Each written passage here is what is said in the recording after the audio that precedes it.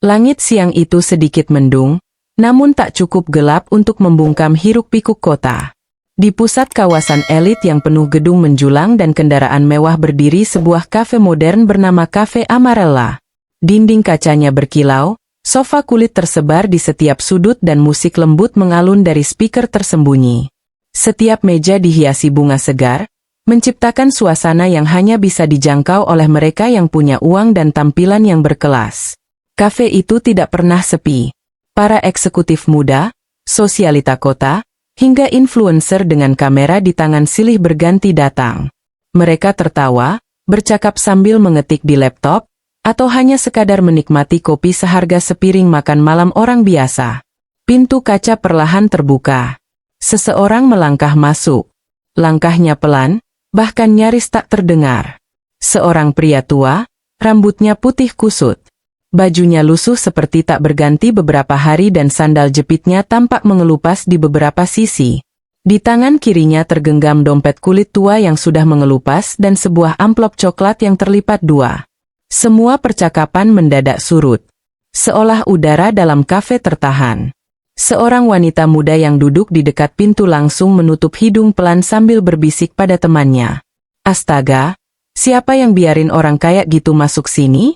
Barista di balik meja kasir menatap ke arah pria tua itu, mengerutkan dahi lalu berbisik pada rekan kerjanya. Kok bisa lolos satpam ya? Apa dia nyasar? Tapi si kakek yang bernama Pak Wardojo tetap melangkah perlahan. Tatapannya tenang. Meski lelah, ia berhenti di depan meja kasir. Matanya menyisir menu digital yang terpampang di layar. Beberapa detik ia terdiam lalu perlahan membuka dompetnya, menghitung lembaran rupiah yang sudah lecek tak pisah. Senyumnya tipis saat menyadari jumlahnya cukup. Maaf, nak, bisa saya pesan nasi goreng dan teh manis hangat? Ucapnya lirih, penuh sopan. Namun sebelum kasir menjawab, seorang pelayan pria bernama Fadli melangkah cepat mendekat. Wajahnya datar, namun sorot matanya penuh ketidaksukaan. Pak, ini tempat makan bukan tempat minta-minta. Katanya keras membuat beberapa pelanggan menoleh. Kalau butuh bantuan, ada panti di ujung jalan. Suasana mendadak dingin. Beberapa pengunjung tersenyum sinis. Sebagian lain berpura-pura sibuk dengan ponselnya. Saya tidak minta-minta, jawab Pak Wardojo pelan menunjukkan uang yang ia bawa. Saya cuma lapar dan ingin makan. Fadli tertawa kecil. Uang kayak gitu bisa beli apa di sini, Pak? Ini bukan warteg. Kasir ikut bicara. Maaf, Pak. Mungkin lebih baik cari tempat makan lain. Tak lama, dua pelayan lain mendekat dan tanpa banyak kata menggiring Pak Wardojo keluar pintu. Tubuhnya yang renta tidak melawan. Ia hanya menunduk, melangkah pelan sebelum berhenti di ambang pintu dan menoleh sekali ke dalam. Tatapannya kosong, tapi dalam diam itu ada luka yang dalam. Beberapa pelanggan merekam momen itu bukan untuk membantu, tapi untuk lucu-lucuan. Salah satu video itu tanpa banyak disunting langsung diunggah ke media sosial. Detik berganti, Pak Wardojo duduk di bangku taman kecil di seberang kafe. Di bawah pohon Kamboja tua. Ia tidak menunduk, ia tidak menangis. Ia hanya duduk, membuka dompetnya dan menatap foto kecil yang terselip di sana. Foto dirinya muda bersama seorang anak laki-laki yang memeluknya erat. Lalu dengan jari yang sedikit gemetar, ia mengeluarkan ponsel sederhana dan menekan nomor yang sudah ia hafal luar kepala. Ray, ayah sudah di depan kafe. Kalau bisa temui ayah sebentar, ucapnya pelan. Sementara itu, di dalam kafe, Fadli dan teman-temannya tertawa-tawa sambil menirukan cara Pak Wardojo bicara.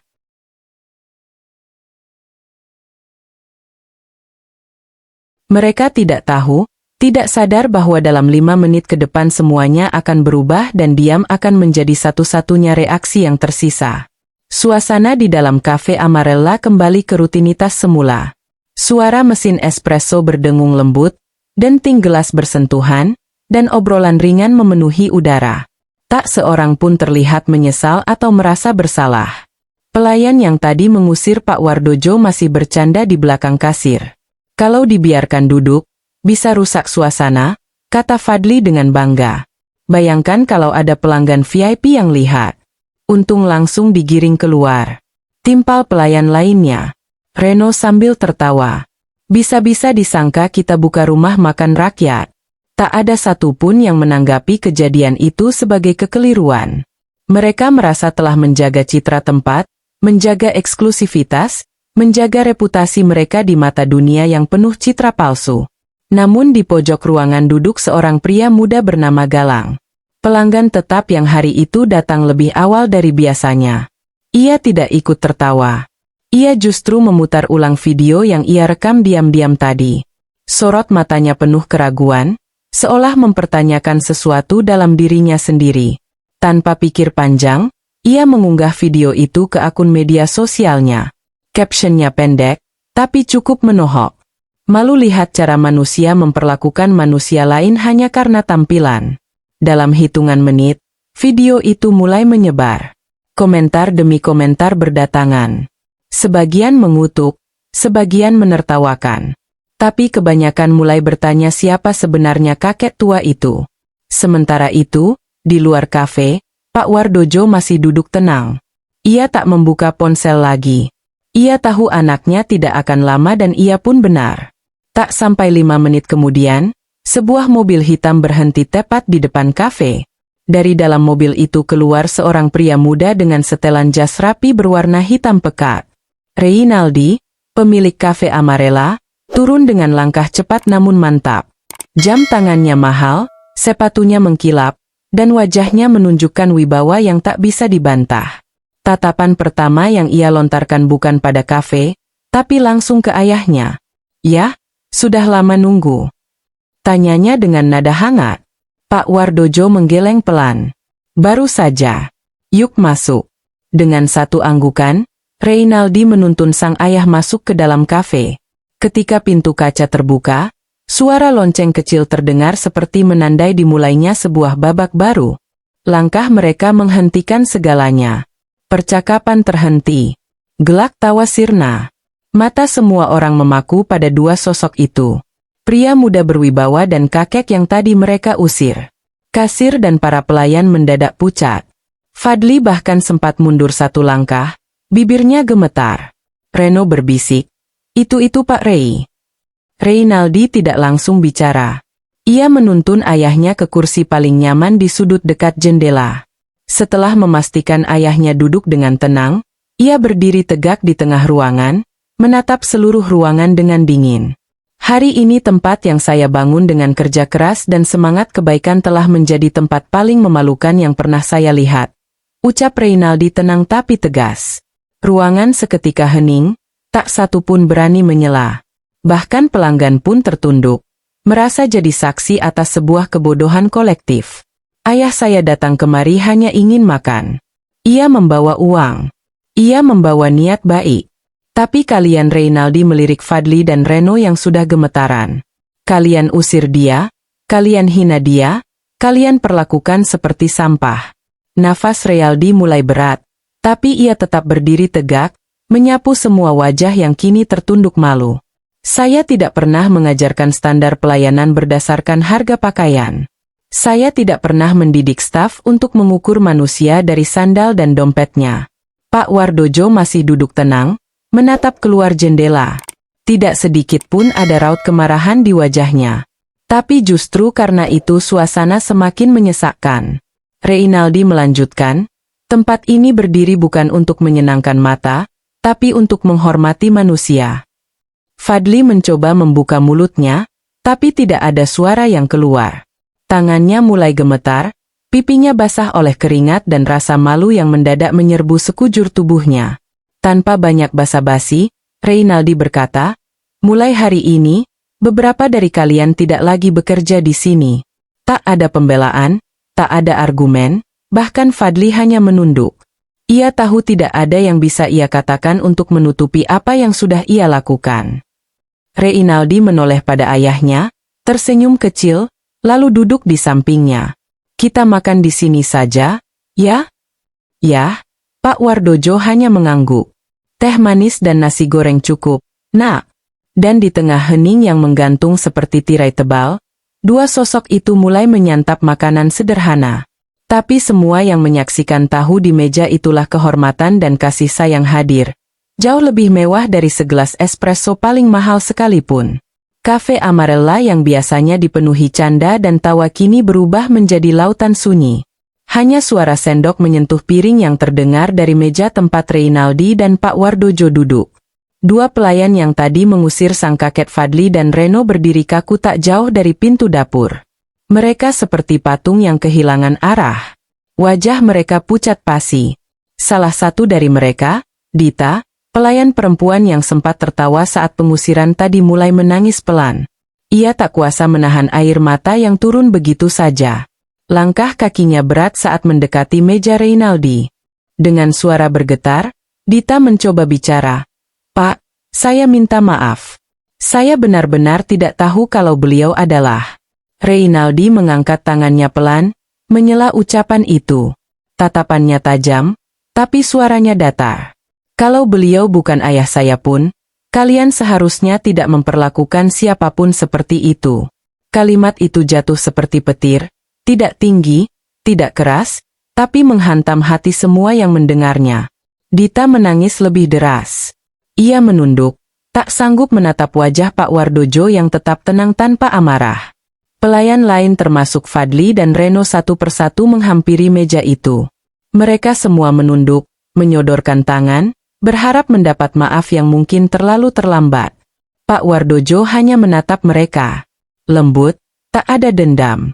"Saya sudah tua, Nak. Saya tidak butuh perlakuan istimewa. Cukup diperlakukan sebagai manusia saja. Sudah cukup."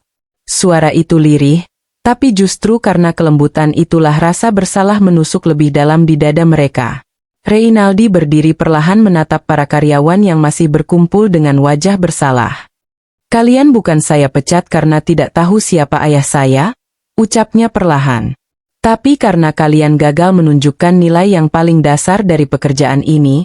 Ia menatap mereka satu persatu. Matanya tidak marah, tapi penuh kekecewaan, kesopanan, empati, horm. Itu semua lebih penting dari kecepatan menyajikan kopi atau menghias slate.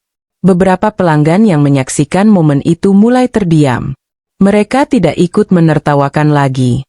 Bahkan beberapa dari mereka mulai berdiri dan menghampiri Pak Wardojo sekadar untuk menjabat tangan atau menunduk memberi hormat. Galang, pelanggan muda yang mengunggah video tadi juga ikut mendekat. Ia menyodorkan tangan dengan tulus. "Maaf, Pak. Saya juga salah karena hanya merekam, bukan menghentikan," katanya lirih. Pak Wardojo menerima tangan itu dengan hangat. "Terima kasih sudah menyadarkan banyak orang." Di luar kafe, 3 karyawan yang telah dipecat keluar dengan langkah gontai. Dita di antara mereka masih terisak. Mereka tak lagi melangkah dengan bangga, tak lagi menertawakan siapapun. Dunia di luar terasa asing, lebih dingin dari sebelumnya. Sementara itu, di dalam kafe, Reynaldi dan ayahnya masih duduk di meja dekat jendela. Nasi goreng di piring sudah hampir habis. Teh manis di gelas tinggal setengah. Tapi kehangatan di meja itu tak datang dari makanan, melainkan dari satu hal yang tak bisa dibeli dengan uang. Rasa hormat yang tulus, kasih yang nyata, dan pelajaran kehidupan yang tak akan pernah diajarkan dalam pelatihan pelayanan manapun. Karyawan-karyawan yang tersisa dia memandangi mereka. Dalam hati mereka tahu hari ini adalah titik balik bukan hanya bagi tempat kerja mereka, tapi juga bagi hidup mereka sendiri. Matahari perlahan mulai condong ke barat, menyinari jendela kaca kafe Amarella dengan cahaya kekuningan yang hangat. Di dalam suasana masih belum sepenuhnya pulih. Para pelanggan yang tadi hanya diam, kini mulai saling berbisik. Beberapa memilih untuk menyelesaikan pesanan mereka dengan cepat. Sebagian lainnya tetap duduk dan memandangi dua sosok yang tengah duduk di dekat jendela. Pak Wardojo dan anaknya Reynaldi. Di dapur, suasana juga berubah. Tak ada lagi suara riuh atau candaan antar staf. Semua tampak sibuk. Tapi kali ini dengan ekspresi yang lebih tenang, lebih hati-hati, pelayan yang masih bekerja tampak lebih sopan saat mengantar pesanan. Senyum mereka kini bukan karena terpaksa, tapi karena mengerti. Reynaldi menyadari perubahan itu. Ia tidak menegur, tidak memarahi, tidak memberi ceramah panjang. Tapi ia tahu sikap yang ia ambil telah menyentuh titik terdalam di hati timnya. Ia memutuskan untuk mengadakan pertemuan seluruh staf malam itu setelah kafe tutup. Sore itu setelah mengantar ayahnya pulang, Reynaldi kembali ke kafe dan berdiri di depan seluruh staf yang tersisa. Suaranya tenang namun penuh makna. Saya tidak ingin membangun tempat ini hanya sebagai bisnis. Kafe ini harus punya jiwa. Jiwa itu bukan pada interior, bukan pada menu, tapi pada hati orang-orang yang bekerja di dalamnya. Di papan tulis putih, Reynaldi menulis satu kalimat besar dengan spidol hitam. Kita melayani manusia, bukan dompetnya. Semua yang hadir menatap tulisan itu. Beberapa bahkan mengangguk pelan. Lalu Reynaldi mulai bercerita tentang masa kecilnya yang sulit. Bagaimana ia dibesarkan oleh seorang ayah yang dulu hanya penarik becak lalu jadi tukang sapu jalanan. Ia tidak pernah makan di kafe semewah ini. Bahkan beli nasi bungkus pun sering harus berutang dulu ke warung dekat rumah. Tapi ayah saya, kata Reynaldi sambil menatap papan, mengajari saya satu hal. Jangan pernah menilai orang dari bajunya karena kain tidak pernah mencerminkan isi hati. Karyawan yang mendengar kisah itu mulai merasa tertampar.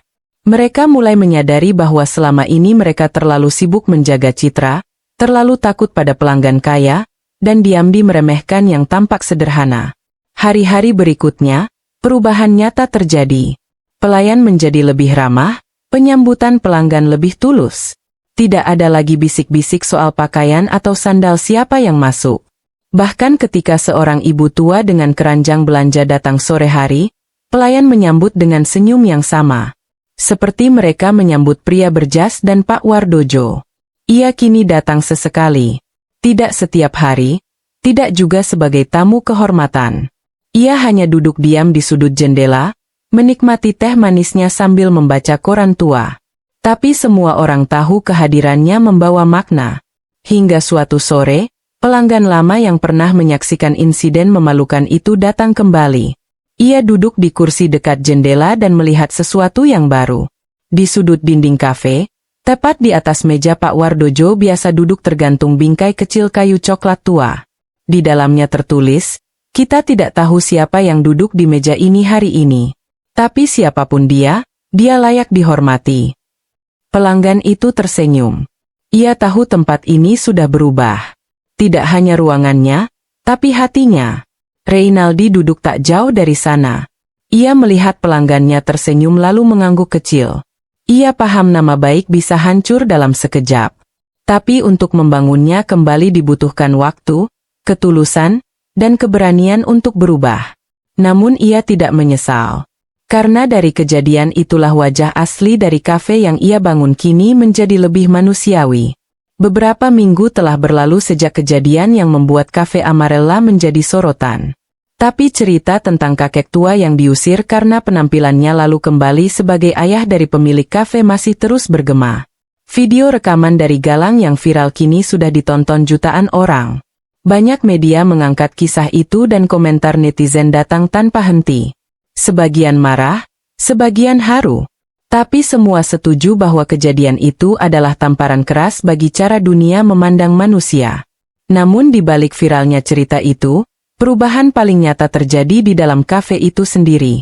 Reynaldi tidak hanya memecat 3 karyawan yang terlibat, ia juga mulai merombak cara kerja, pelatihan, dan bahkan filosofi kafenya. Setiap hari sebelum kafe dibuka, seluruh staf berkumpul untuk sesi singkat. Bukan briefing penjualan, bukan evaluasi target, tapi obrolan ringan soal satu nilai sederhana. Memperlakukan setiap tamu dengan martabat.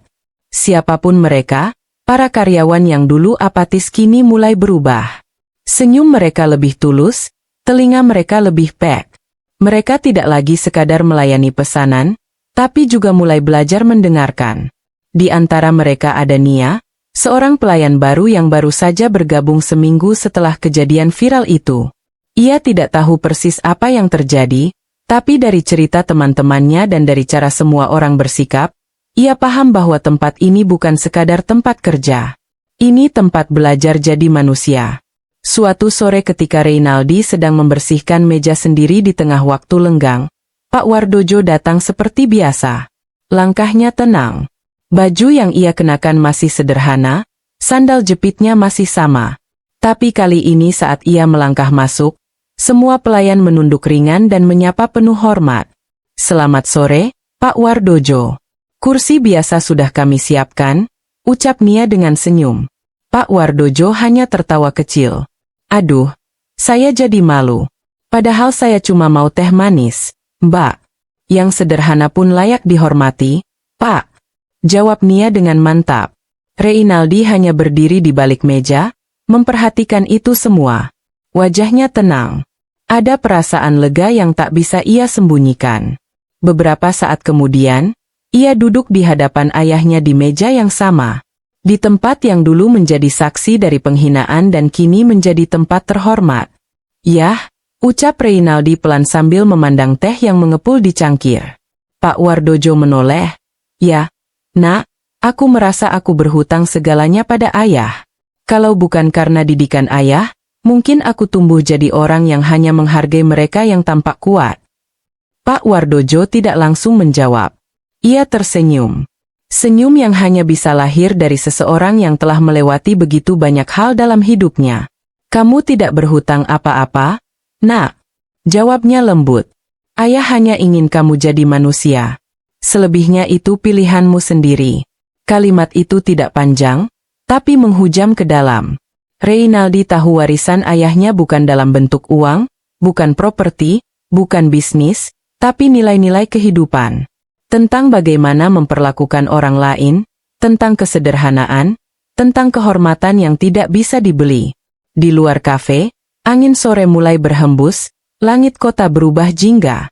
Aroma kopi dan teh manis bercampur dengan ketenangan yang sulit dijelaskan. Dan di sudut dinding kafe, di bawah bingkai kecil yang memuat tulisan tentang penghormatan, tergantung foto Pak Wardojo sedang duduk sambil tersenyum. Di bawahnya tertulis, "Orang besar tidak selalu berpakaian mewah, tapi hatinya selalu berpakaian hormat." Sore itu, Reynaldi menatap foto itu sebentar sebelum kembali menatap wajah ayahnya. Mereka tidak berbicara banyak, tapi dalam diam itulah keduanya saling mengerti. Karena tidak semua warisan harus ditulis dalam surat, beberapa cukup hidup dalam tindakan.